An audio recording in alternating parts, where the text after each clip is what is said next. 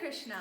My name is Madan Mohini Devi Dasi, and today I'm going to tell the story about the appearance of Lord Narasimha Deva.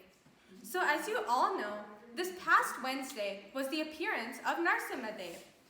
And do you know why he appeared in his half lion, half man form? You will know after I tell this story. So Narasimha Deva is the fourth avatar of Lord Vishnu, who is an expansion of Lord Krishna. When Lord Vishnu appeared in his Varaha avatar, he killed the brother of Hiranyakashipu, Hiranyaksha. Hiranyakashipu was extremely angry and wanted to take revenge on Lord Vishnu by defeating him. So Hiranyakashipu decided to do a penance to Lord Brahma. So Hiranyakashipu went on top of a tall mountain, stood on one leg, and put his arms above his head and stood in that position for 22,000 years. Finally, when Lord Brahma came, he was completely covered in an anthill and his body was eaten by worms. When Lord Brahma saw him, he restored him to his original form and asked Hiranyakashipu the boon that he wanted. Hiranyakashipu first said that he wants to be immortal. Lord Brahma said, "Even I can't live forever, so how will I give you the boon of immortality? Please ask something else." Hiranyakashipu then decided to put restrictions on his death. He said, "I should not die in the day or the night. I should not die inside or outside. I should not die by any man or animal created by you, Lord Brahma. No death by any weapon, no death on the ground or in the sky, and no death in any 12 months of the year." So after Hiranyakashipu received these boons, he became very strong and began to conquer and kill everywhere. He killed all those who were devotees of the Lord and forced everyone to worship him. He even conquered heaven and forced the Devas out. The Devas then went to ask Lord Vishnu for help, and Lord Vishnu said, "The son of Hiranyakashipu will cause his death." So, in contrast to his father, Prahalad Maharaj was very humble and kind. He always chanted the name of Lord Hari and Vishnu.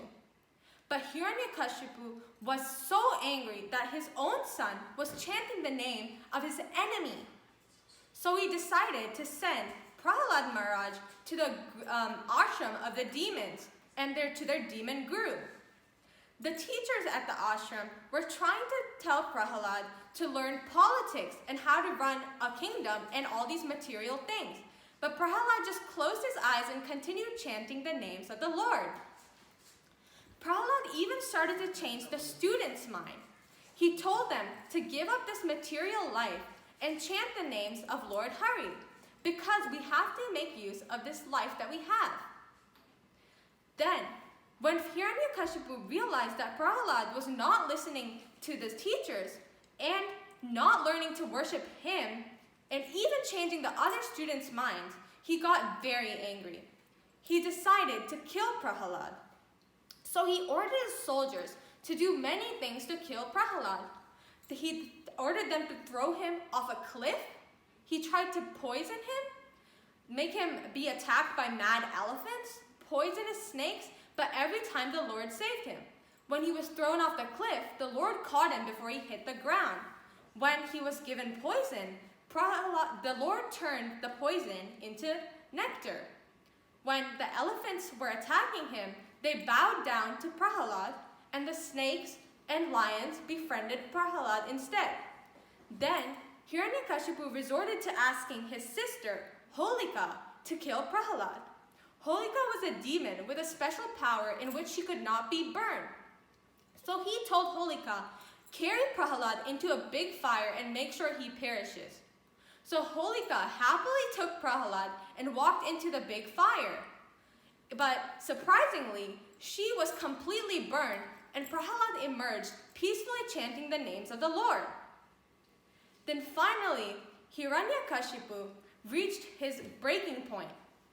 And then he says to Prahalad, "Prahalad, where is your Lord Narayana? Where is your Lord Hari? I want to see him right now."